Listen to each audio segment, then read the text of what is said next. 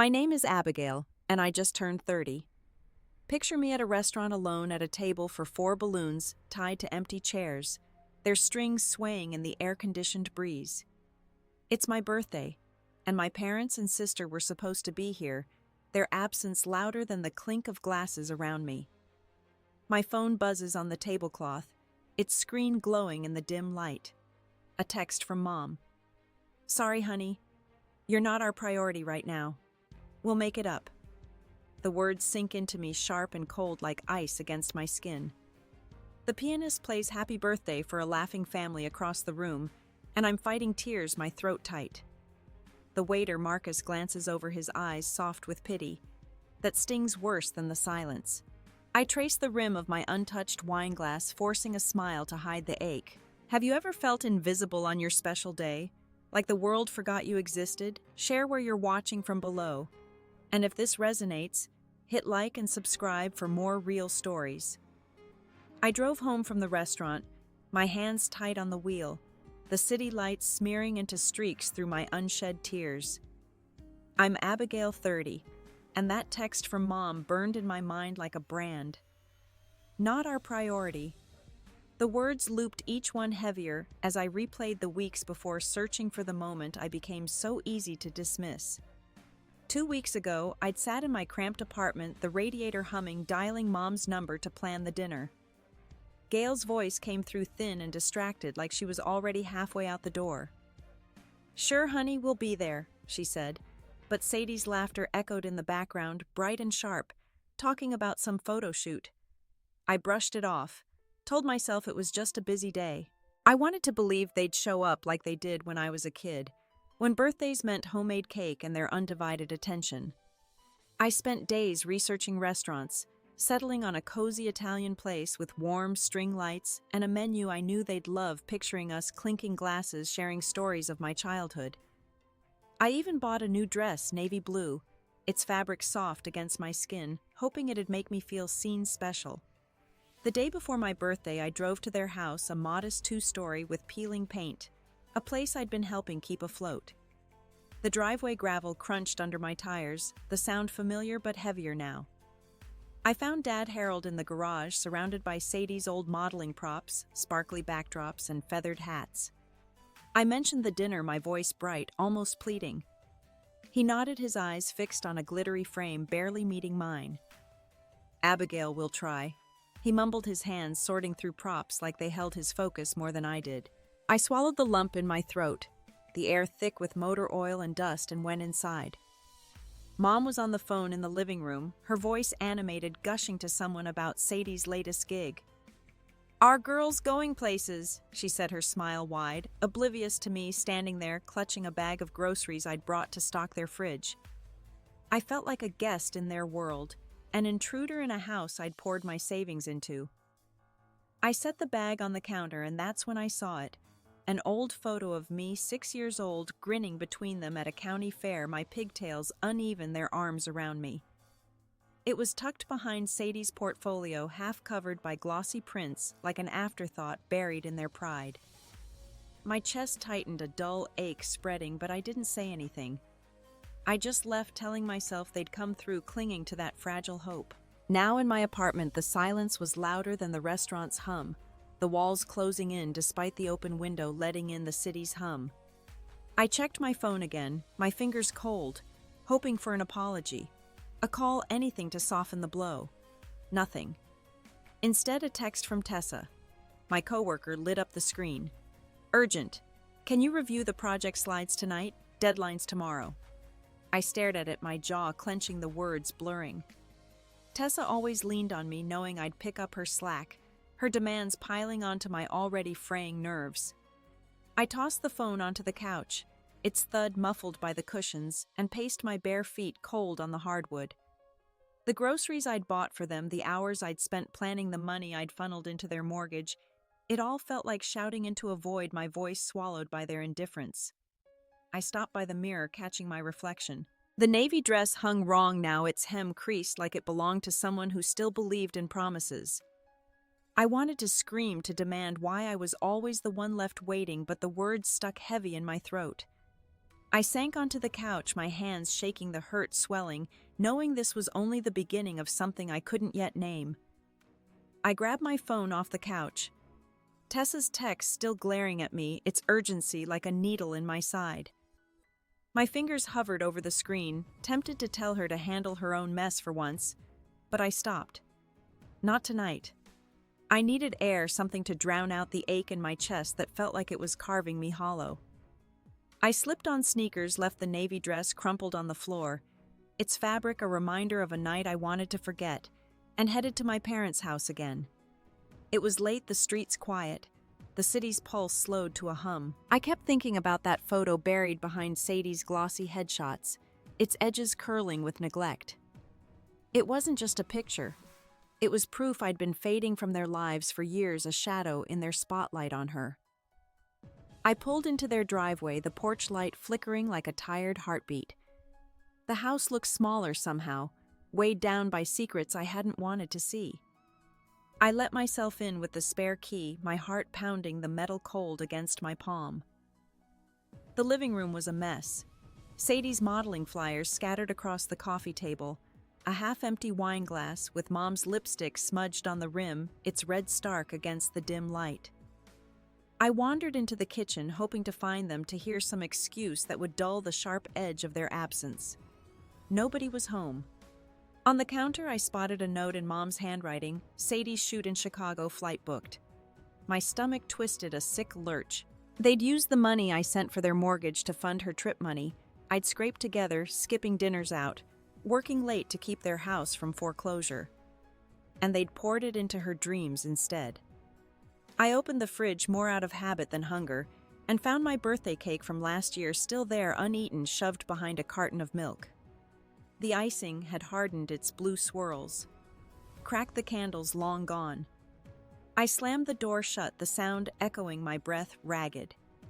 They hadn't even bothered to throw it out, like my milestones were as disposable as leftovers. I sank into a chair, my hands gripping the table, its wood cool and worn under my fingers.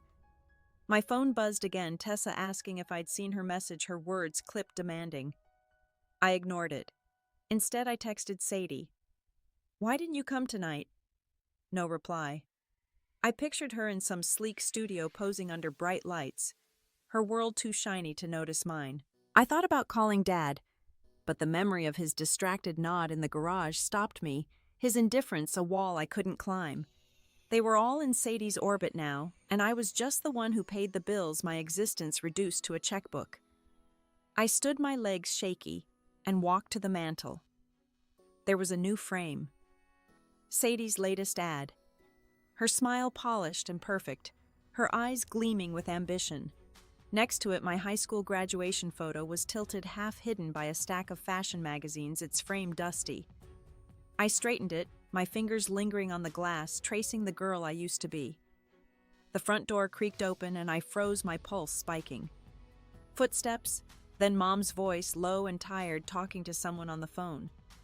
"She's fine, probably just sulking," she said, her words slicing through me. My blood ran cold. She was talking about me, dismissing my hurt like it was a childish whim. I stepped into the hallway, ready to confront her, but she didn't see me, her silhouette disappearing up the stairs. She hung up, tossed her purse on the couch, its thud heavy in the quiet, and climbed the steps, her footsteps fading. I stood there, rooted, the weight of her words sinking in. Sulking. Like my pain was trivial, like I was the problem for feeling it. I left the house quietly, my sneakers silent on the floor, my resolve hardening with every step. I wasn't sulking. I was done being invisible. Something had to change, and it wasn't going to be me bending again. I barely slept after leaving my parents' house, my mind stuck on Mom's voice calling me sulky, the word, a thorn lodged in my chest. By morning, my anger had hardened into something sharp, urging me to act. I drove back to their place, the streets quiet, the dawn light pale and unforgiving. Their car was still gone, probably out celebrating Sadie's big break, their laughter from last night still ringing in my ears. I let myself in again, the air heavy with the scent of Mom's floral perfume, a smell that used to feel like home, but now felt like a stranger's house. The coffee table was buried under more of Sadie's flyers, their colors bright mocking. I noticed something else, a cardboard box in the corner, my name scrawled on it in Dad's uneven handwriting. I knelt down, my hands trembling, the cardboard rough under my fingers, and opened it. Inside were my old debate trophies. Their brass tarnished my sketchbooks with curled pages, a faded friendship bracelet I'd made for Mom, its threads fraying, all stuffed away like relics of someone they'd forgotten, discarded in a corner while Sadie's star rose. My throat burned, a raw ache spreading as I held a trophy, its weight heavier than I remembered. I carried the box to the garage, where Dad's tools were neatly arranged on a workbench, a stark contrast to my discarded memories. The air smelled of sawdust and rust, the space orderly, except for my box shoved against a wall. I found another box labeled Sadie's Keepsakes, overflowing with her childhood drawings, glittery tiaras, even a ribbon from a school play, its satin still vibrant. They'd kept her things front and center, displayed like treasures, while mine were banished out here gathering dust. I sat on the cold concrete, clutching one of my sketchbooks, its pages yellowed but filled with dreams I'd once shared with them, drawings of places I wanted to see, stories I wanted to tell. I remembered showing Mom a sketch of our family, her smile so warm back then, her hand on my shoulder. Now she couldn't even show up for my birthday. The betrayal cut deeper than I expected, a knife twisting with every memory, each one a reminder of how I'd been erased. My phone buzzed, snapping me out of it. The screen's glow harsh in the dim garage. A message from Nora, my friend from work. Saw your parents at Sadie's event last night. They looked thrilled. Didn't mention you. I stared at the words, my pulse racing, my breath shallow. They were out there toasting Sadie's success, clinking glasses while I sat alone at that restaurant, forcing smiles for the waiter, Marcus. I texted Nora back, my fingers clumsy, asking her to meet me at the coffee shop down the street. I needed to talk to make sense of this before it swallowed me whole. I left the house, the box of my things still in the garage, its weight lingering in my arms. Driving over, I kept picturing Mom's face, her casual dismissal on the phone, that word sulking looping in my mind, fueling my rage. At the coffee shop, the smell of roasted beans hit me as I pushed through the door, the bell jingling softly. Nora was already there, her dark hair pulled back, her eyes soft with concern, as she sat in a corner booth, a mug steaming in front of her. I slid in across from her, my hands still shaking, my sweater catching on the table's edge. Before I could speak, I noticed the chalkboard behind the counter, its cheerful scrawl reading Family First in looping white letters. I laughed, a bitter sound that made Nora raise an eyebrow, her fingers tightening around her mug. I told her everything, the text, the empty chairs, the note about Sadie's trip, the box of my forgotten things in the garage. My voice cracked as I described finding that old cake, its icing cracked like my trust. She listened, her eyes steady, and then leaned forward. My mom did something like that once, she said quietly, her voice low, almost a whisper. Missed my college graduation for my brother's soccer game. It hurts, Abigail, but you're not wrong to be mad. Her words were a lifeline tethering me to something solid, but they also sank me deeper into the pain, a churning mix of anger and sorrow. I wasn't just mad. I was unraveling, my edges fraying, and I didn't know how much more I could take before I broke completely. Nora's words hung in the air, her own pain mirroring mine, but I couldn't sit still anymore, the coffee shop's warmth suffocating. I thanked her, my voice tight, and left the Family First sign burning into my mind like a cruel joke. I needed to hear it from them, needed Dad to look me in the eye and explain why I didn't matter. I drove to their house again, my hands gripping the wheel so hard my knuckles whitened, the morning light now bright, casting long shadows across the road. The porch light was on their car in the driveway, its hood cool to the touch.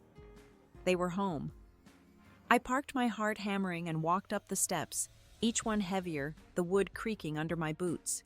I didn't knock, just used my key, the door creaking as I stepped inside, the familiar smell of Mom's lavender candles mixing with something sour like neglect. The living room was lit, voices drifting from the kitchen, Mom's laugh sharp and carefree, and Dad's low murmur, warm content. I froze my breath, catching the sound of their happiness, a blade in my chest. They sounded like my absence at the restaurant was nothing like I'd never sat there waiting. I moved closer, staying in the hallway out of sight, my back pressed against the cool plaster wall. Mom was talking about Sadie's event, her voice brimming with pride, each word a pinprick. She nailed it. "Harold," she said, her words bubbling over like champagne. "The client wants her for a national campaign." Dad chuckled, a sound I hadn't heard in years, saying something about their star finally shining. I leaned against the wall, my nails digging into my palms, the pain grounding me. Not a word about me, my birthday, the dinner they'd ditched, the table I'd reserved with such care. I felt like a ghost haunting a house that no longer saw me, my presence erased by their focus on her. Then Mom said something that stopped my heart.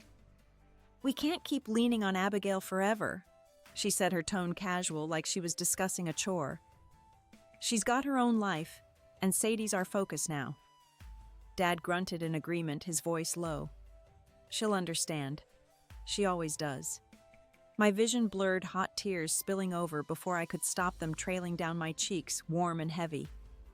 Understand, I'd given them everything, hours of my time, half my paycheck for their mortgage, my own dreams shoved aside to keep their world from crumbling. And they thought I'd just nod, and take it like always, my pain a footnote in their story. I backed away, my sneakers silent on the hardwood, and slipped into the dining room, my breath shaky. There on the table was Sadie's portfolio, open to a glossy spread of her latest shoot, her smile radiant under studio lights. Next to it, a stack of bills, my name scrawled on the envelope's utilities. I'd paid notices, I'd handled my sacrifices reduced to paperwork. They'd kept my money, but not my place in their lives, their priorities clear in the clutter before me. My phone vibrated in my pocket and I pulled it out, expecting Nora, hoping for her steady voice. It was Tessa again, her text cold-cutting. "If you don't send those slides by tonight, I'm telling the boss you dropped the ball." I stared at the screen, my chest tightening, my fingers trembling. Even at work, I was bending over backward, invisible unless someone needed something, my efforts taken for granted. I shoved the phone back, my eyes landing on a framed photo on the wall, Sadie, at her first modeling gig, Mom and Dad beaming beside her, their smiles frozen in time. I searched the room for myself, any trace of me, a photo, a memento, anything. There was nothing, not even a shadow, just the echo of their laughter from the kitchen. I turned, my resolve crumbling under the weight of their indifference, and walked out the door, clicking shut behind me. I sat in my car, my hands shaking, knowing I couldn't keep swallowing this hurt. Something inside me was breaking, and I wasn't sure I could hold it together much longer. I couldn't drive away, not after hearing Mom and Dad talk like I was some obligation they could shrug off. My car was still parked outside their house, the engine off, my hands trembling in my lap, the steering wheel cold under my fingers. I'm Abigail, 30, and I'd spent years being the dependable one, the one who fixed their messes, who patched the cracks in their lives. But tonight, that role was suffocating me, a weight I couldn't carry anymore. I got out, the night air sharp against my skin, the stars faint above the city's glow. I marched back to their door, my key heavy in my hand, like it was the last tether to a life I didn't recognize anymore.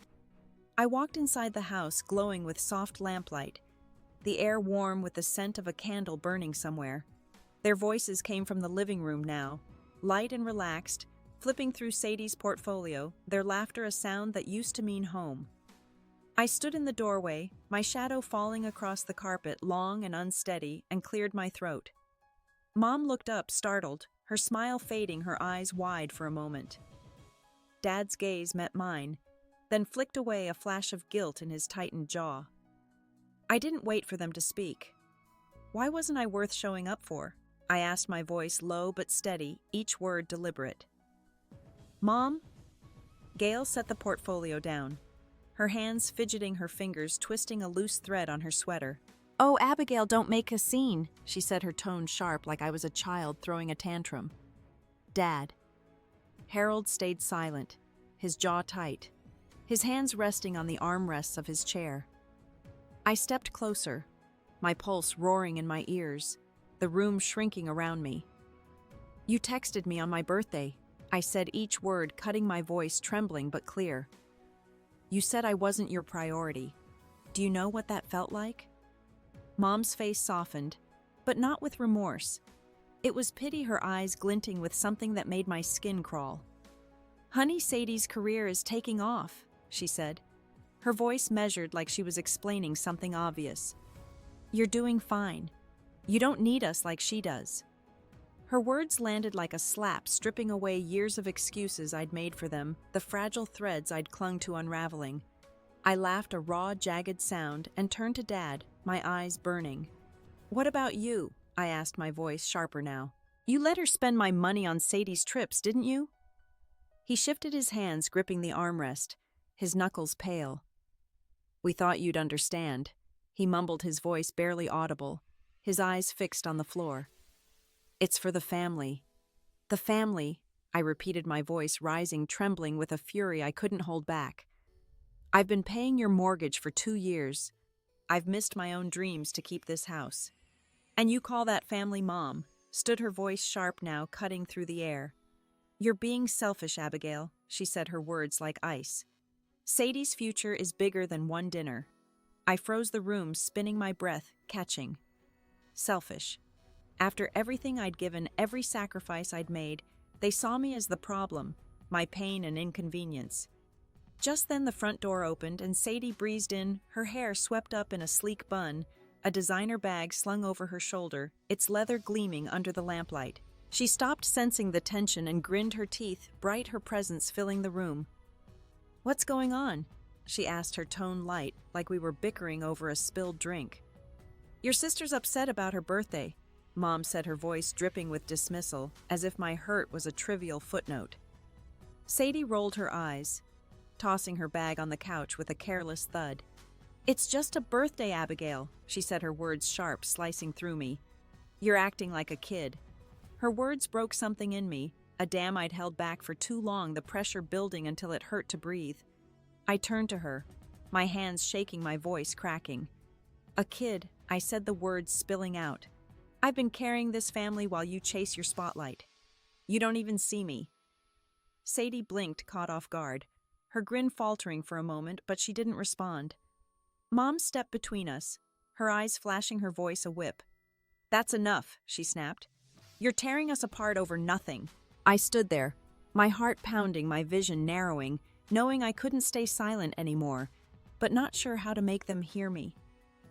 Mom's words echoed in the living room, accusing me of tearing them apart, each syllable a weight on my chest. I stood frozen, my breath shallow, as Sadie's dismissive smirk burned into me, her eyes glinting with impatience. I wanted to scream to make them feel the depth of my hurt, but my voice caught tangled in years of swallowed pain. Then Dad spoke, his tone heavy like he was delivering a verdict, his words slow and deliberate.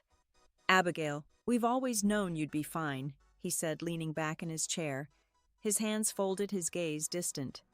You're strong. Sadie's fragile. She needs our attention more. His words sliced through me sharper than any knife, turning my resilience into an excuse to ignore me, a reason to let me fade into the background of their lives. I stepped back, my eyes darting between them, my breath hitching. Mom nodded as if Dad had settled the matter. Her lips pressed tight. Sadie, still by the couch, picked up her phone, already distracted, her fingers scrolling, my pain reduced to background noise in her world. I opened my mouth, desperate to make them see, and the words poured out raw and unfiltered, my voice trembling but unstoppable. I missed my college graduation because you needed me to drive Sadie to auditions, I said, my hands shaking, my voice rising.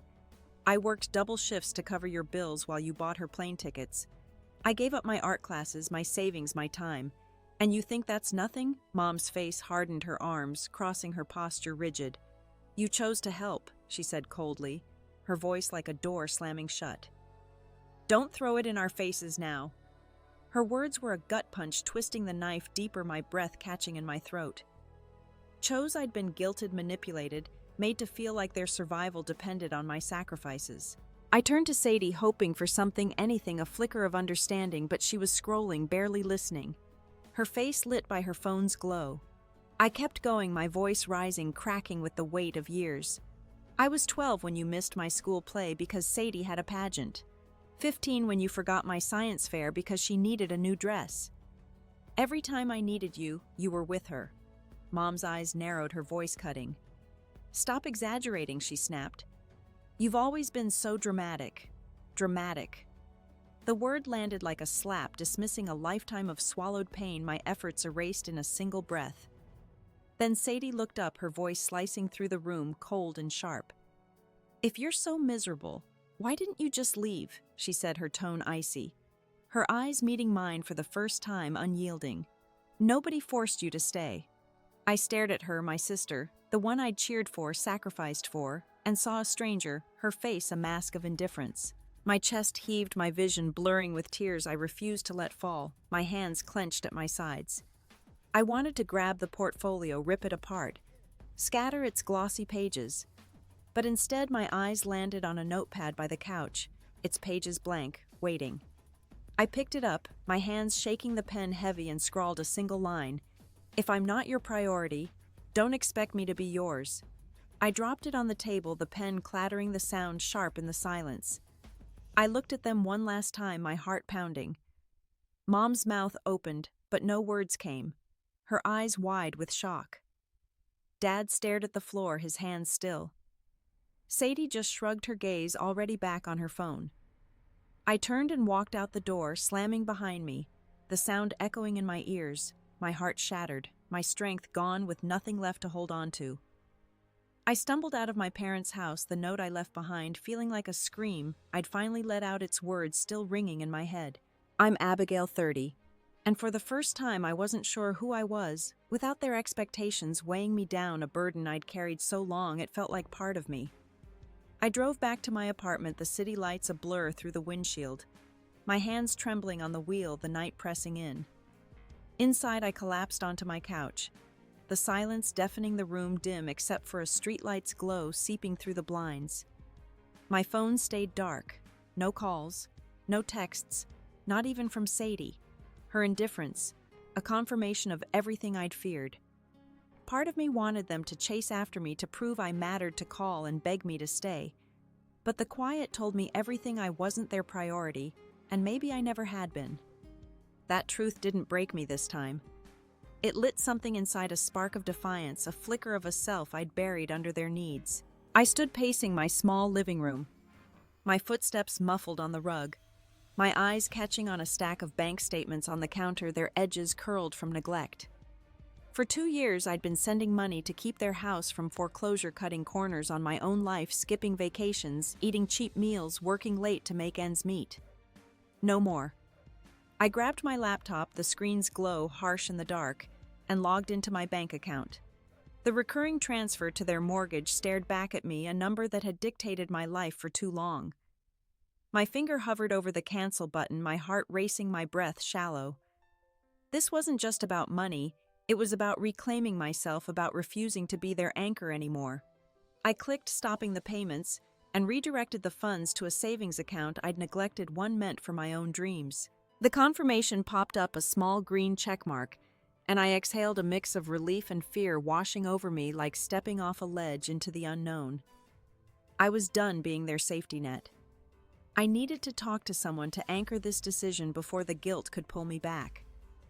I texted Nora, asking her to meet me at a diner near my place, its neon sign, a beacon in the night.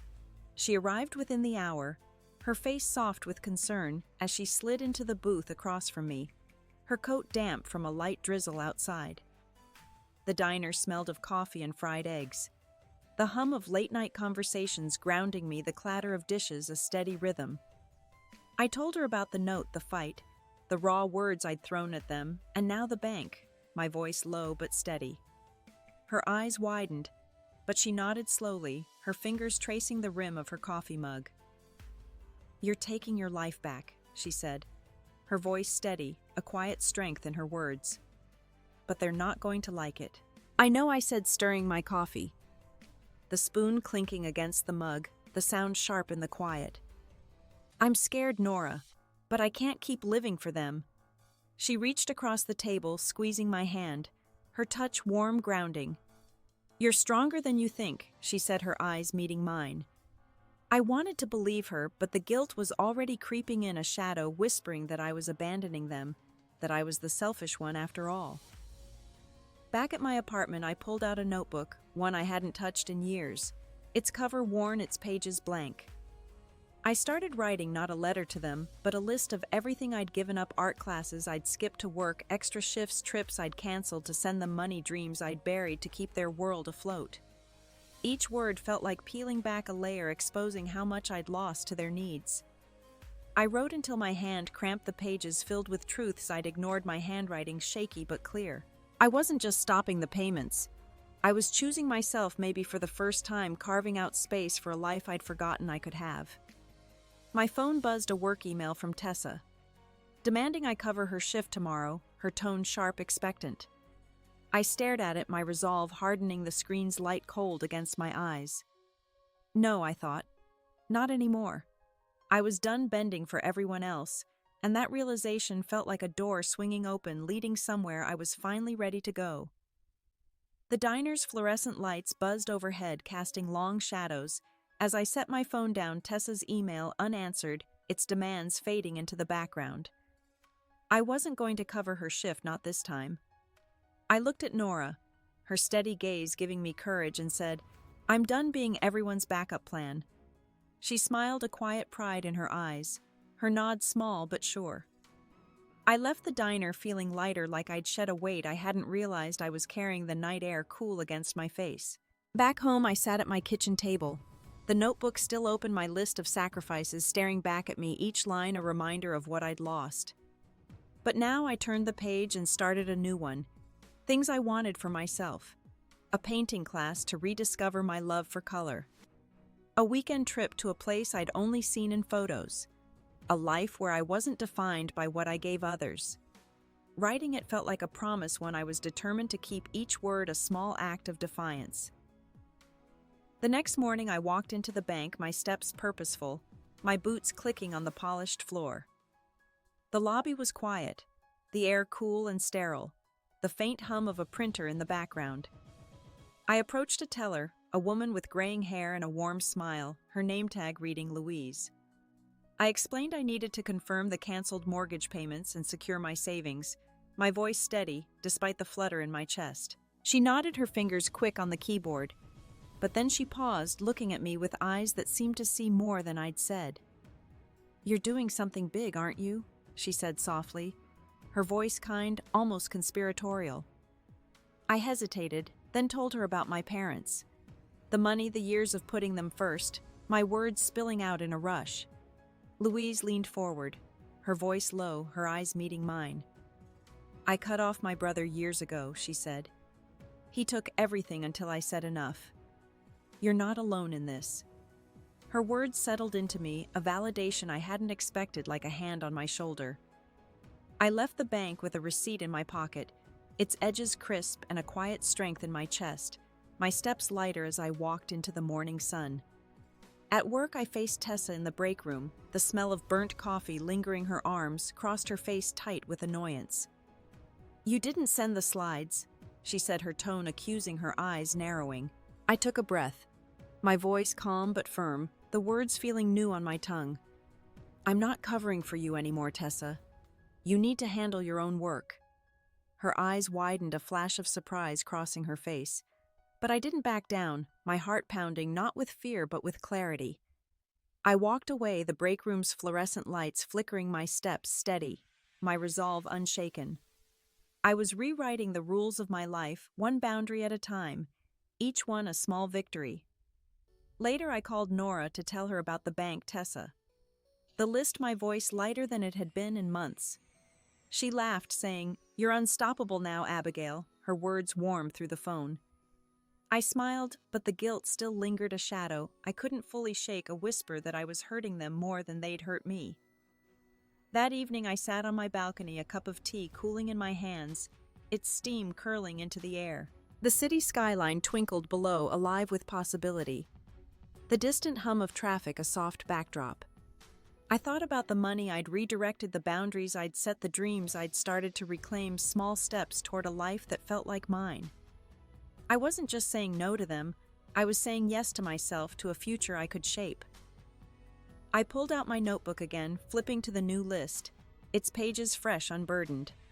At the bottom, I added one more line: be someone I'm proud of. I closed the book, my eyes fixed on the horizon, the stars faint but steady above. I sat there in the quiet, the weight of my choices settling into a resolve I could feel in my bones, a strength that was mine alone.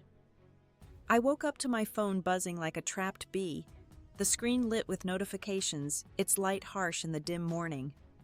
I'm Abigail, 30, and after canceling my parents' mortgage payments, I'd braced for fallout, but not this. 42 missed calls, mostly from Mom, a few from Dad, and one from Sadie, their names stacking like accusations. Voicemails piled up, their voices spilling out when I hit play, each one a new weight. Gail's first message was sharp, almost panicked, her voice tight with urgency. Abigail, what did you do? The bank called. You can't just stop paying. Call us now. Dad's was slower, heavier. His words measured but strained. This isn't right, he said. We're family. Fix this.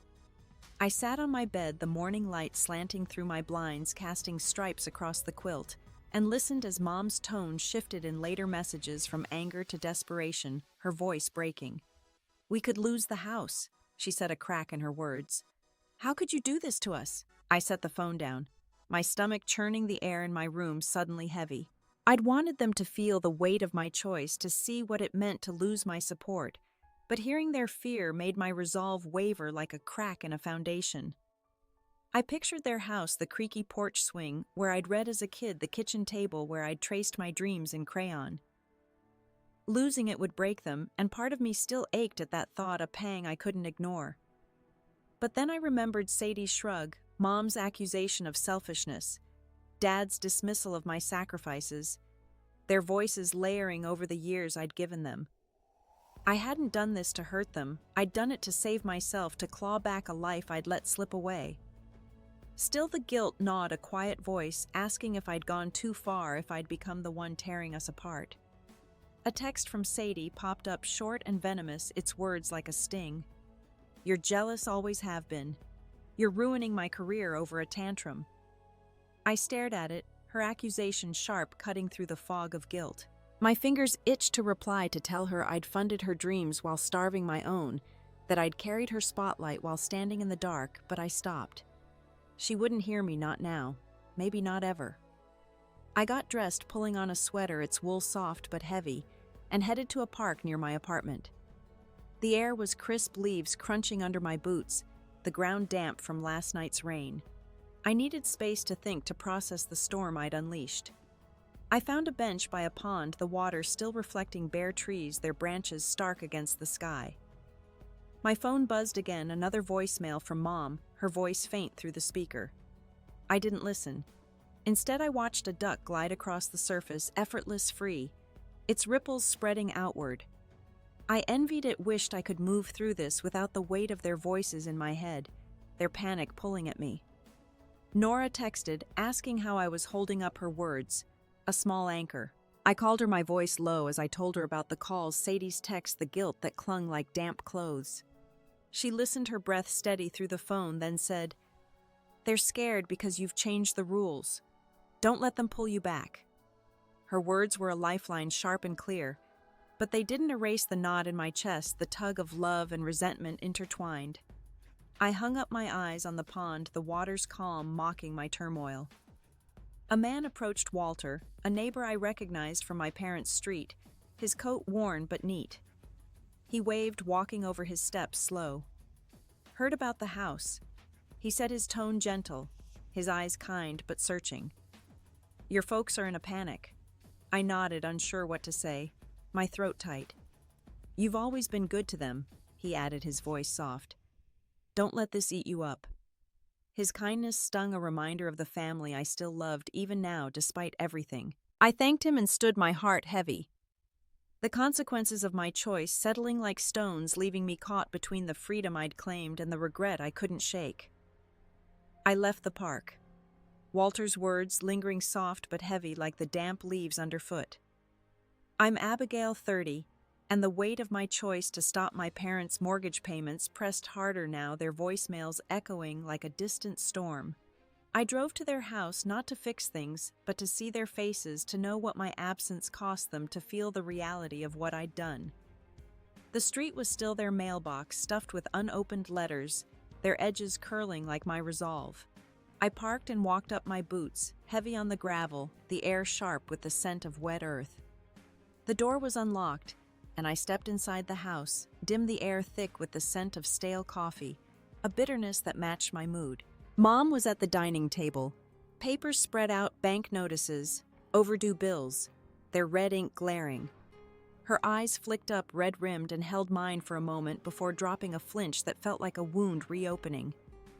Dad sat in the recliner, a beer in his hand, its can sweating onto a coaster, his eyes fixed on the TV, its volume low, a murmur of a game show he wasn't watching. He didn't look at me. His jaw set, his silence louder than any argument, a wall I couldn't breach. I stood in the doorway waiting for something, an apology, anger, anything, but the room stayed heavy, airless, the clock ticking on the wall, each second stretching.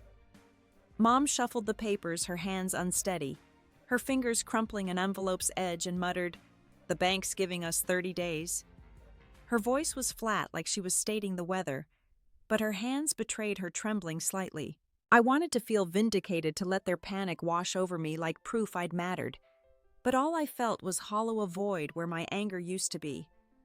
This was their life unraveling, and I'd pulled the thread, but it didn't feel like winning. I moved to the kitchen, needing distance, my steps slow, deliberate. On the wall was a calendar, Sadie's photo shoot dates circled in red, their urgency a stark contrast to the emptiness of my birthday.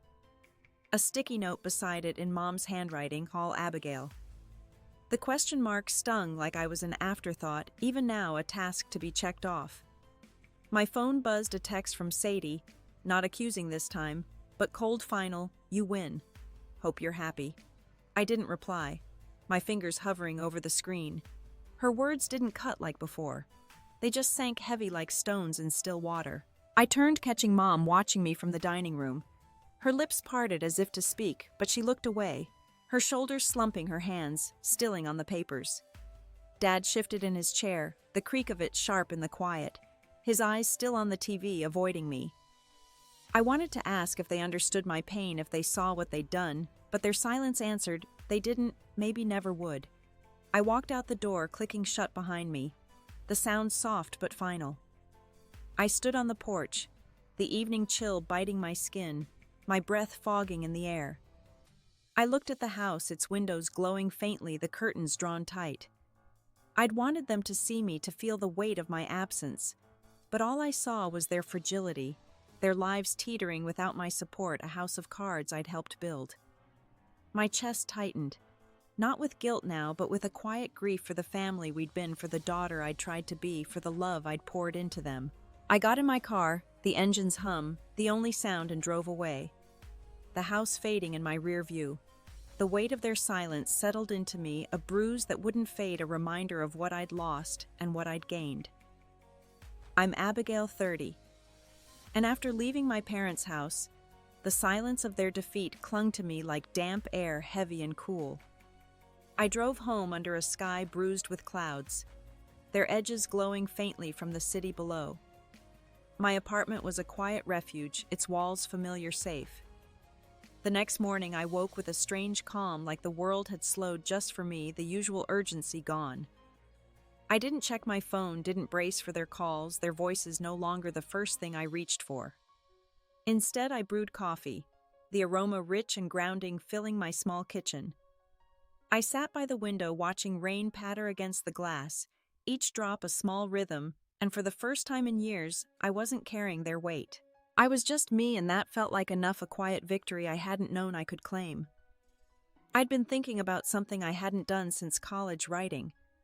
Not lists or budgets, but stories, the kind that used to spill out of me when I was young, when the world felt wide open. I found a flyer on my counter for a writing workshop at a community center nearby, its edges creased from being moved around. On impulse, I signed up, my heart flickering with a spark. I thought I'd lost a small act of hope. That afternoon, I walked to the center, the rain now a drizzle, my umbrella tucked under my arm, the air fresh with the scent of wet pavement. The building was old. Its brick facade weathered, its walls lined with posters for art classes and book clubs. Their colors faded but warm. Inside the workshop room smelled of ink and paper. A dozen strangers gathered around a long table, their notebooks open, pens poised. The instructor, a woman with silver hair and a kind smile, welcomed me with a nod, her eyes crinkling at the corners. I took a seat next to a man about my age, Julian, who introduced himself with a shy smile, his voice soft but clear. He was there to write about his life, he said, after cutting ties with his family for reasons he didn't share his words. Carrying a weight I recognized. His quiet honesty struck me like he'd walked a path I was just starting, his presence a mirror to my own journey. We were asked to write a short piece about a moment that changed us. I hesitated, my pen hovering over the page, its tip trembling, then wrote about the night I left the note. Not the anger at the moment I chose myself, the air shifting around me. The words came slowly, then faster, each one a step towards something new, my hand steadying as I wrote. When I finished, my chest felt lighter, like I'd exhaled a breath I'd held for years. Julian glanced over, curious, but didn't pry, his silence respectful. I liked that about him. He let me be his presence, a quiet comfort. After the workshop, I lingered chatting with Julian outside, as the rain cleared the sky, opening to a pale blue. He told me he'd moved here after leaving his old life behind, starting fresh with nothing but a suitcase and a few poems. His voice steady but tinged with loss. It's hard, he said, but you find people who see you, his words simple but heavy. They settled into me, a reminder that family didn't have to be blood, that connection could be chosen. I walked home, the streets slick and shining, the air cool against my skin, my mind turning over his story, my story. The possibility of a life built on my terms. I passed a mural on a brick wall, its colors vivid, even in the gray light, a woman holding a lantern, her face calm, resolute. It stopped me, that image, like a mirror of the quiet strength growing inside me, a reflection of who I was becoming. I stood there, raindrops clinging to my hair, breathing in the moment, letting it hold me, its weight gentle but sure. The mural stayed with me, that woman with her lantern, guiding me through the days that followed, a silent beacon. I'm Abigail, 30. And I was learning to walk without looking back, each step a little steadier. I returned to the writing workshop, my notebook filling with fragments of a life I was reclaiming, its pages a map of who I could be. Julian became a quiet constant, his presence steady as we shared coffee after class, swapping stories of starting over in a small cafe, its windows fogged with steam. One evening he read me a poem about a river carving its own path. His voice low, the words flowing like water over stones, and I saw myself in it, steady, unapologetic, moving forward. I didn't need to be loud to be whole, didn't need their validation to exist. I started spending Sundays at a lake just outside town, a place I'd never taken time for before, its shores quiet, hidden from the city's hum. The water was clear, fringed with tall grasses swaying in the breeze, and I'd sit on a weathered dock, my feet dangling above the surface, the wood warm under my hands. I brought an old tin box, one I'd found in my closet, its hinges creaky, filled with keepsakes from my childhood, a locket with a tiny photo of me and Mom, a pressed flower from a school trip, a note from a teacher praising my writing, its ink faded but legible. I opened it piece by piece, letting each one remind me who I'd been before I became their anchor, before I learned to dim myself. I didn't cry, didn't cling. I just held them, then tucked them away, choosing to let them rest, their weight no longer mine to carry. Nora called one afternoon, her voice bright through the phone, suggesting we throw a belated birthday dinner, just us and a few others. I hesitated, the memory of empty chairs still sharp, a faint ache in my chest, but agreed, wanting to build something new. We planned it at my apartment, something small, intentional, a contrast to the restaurant's cold silence. I spent the day cleaning stringing fairy lights across my balcony, their glow soft against the dusk, setting out mismatched plates that felt like home. It wasn't about proving anything, it was about building something new, a moment that was mine. Tessa surprised me by asking to come, her voice softer than before, a shift I hadn't expected. At work, she'd started pulling her weight, her demands replaced by a quiet effort, a silent apology in her actions. I said yes, feeling a shift like the world was meeting me halfway, my boundaries taking root. The night before the dinner, I walked to the lake alone, the sky streaked with pink and gold, the air cool and still. I carried a single page from my notebook, a poem I'd written about standing still while the world moved on its words, raw but true. I folded it into a paper boat, my fingers careful, deliberate, and set it on the water, watching it catch the current. It floated for a moment, fragile but steady, then sank, the ink blurring into the lake, a quiet release. I watched it disappear, my breath slow, my heart steady, the water rippling outward. I wasn't erasing my past. I was letting it settle, making room for what came next. I stood there, the dusk wrapping around me, the grasses whispering in the breeze, and felt a quiet peace, like the earth itself was holding me up, its strength a mirror to my own. I'm Abigail, 30, and the weeks after that lake moment felt like learning to breathe again, each inhale a little deeper, freer. My apartment became a sanctuary, its walls no longer closing in but holding space for me, their faded paint a canvas for my new beginning. I started waking early, not out of worry but to catch the sunrise from my balcony, a mug of tea warming my hands, its steam curling into the cool air. The city stirred below, its rhythm steady, and I'd sketch the skyline in a new notebook, my lines soft, unhurried, the pencil's scratch a quiet song. Writing had become my anchor, each word a step toward a version of myself I was just meeting, a woman who didn't need to prove her worth. The workshop grew into a ritual, Julian's quiet encouragement, and the group's feedback giving my stories wings, their voices a chorus of support I hadn't known I needed. Nora's dinner happened on a cool evening, the fairy lights casting a warm glow over my tiny table, their flicker dancing on the walls. Tessa arrived with a homemade pie, its crust golden, her smile tentative but genuine, a far cry from her old demands. Julian brought a playlist, his laughter filling the room, a sound that felt like home. We ate, talked, shared stories of small victories, Nora's promotion, Tessa's new project, my latest poem read aloud at the workshop, the group's applause still echoing in my mind. It wasn't loud or grand, just real, like a family. I'd chosen their presence, a balm to old wounds. I looked around, my heart full, not because the past was gone, but because I'd built something despite it, a life that didn't need their approval to shine. I had this, and it was enough. I kept my distance from my parents, but one morning I drove to their street, not to enter, just to see, to feel the weight of what I'd left behind. The house stood quiet, a for sale sign in the yard, its letters bold against the faded lawn.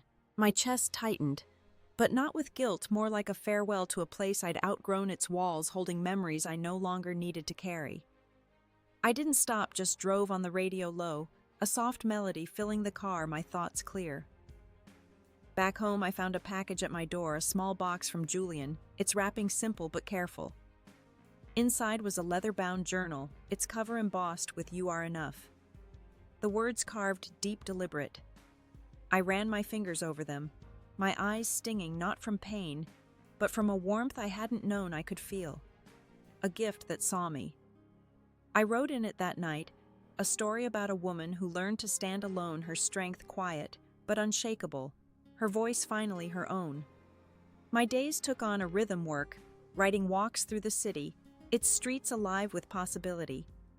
I'd stop at a corner bookstore, its shelves crammed with novels and poetry, their spines worn from other hands, and buy one to read on my balcony, the pages soft under my fingers.